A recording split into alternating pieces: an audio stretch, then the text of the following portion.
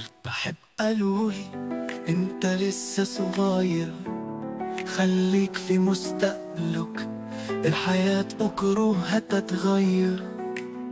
قلت يعني هيتغير فيها ايه؟ مش عايز اي شي بكره اندم عليه. يعني هيشيلوا كلمة حب من القاموس ويحطوا جرح، ولا هيشيلوا الجروح ويحطوا فرح.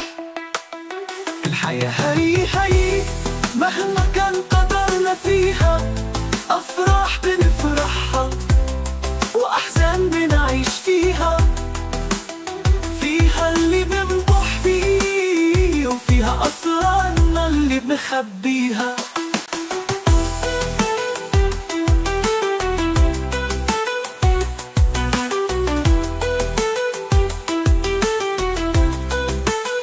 الناس الحياة غرتهم، خلتهم عالمال يخافوا، لكن الحياة طريق طويل مهما طال له آخر،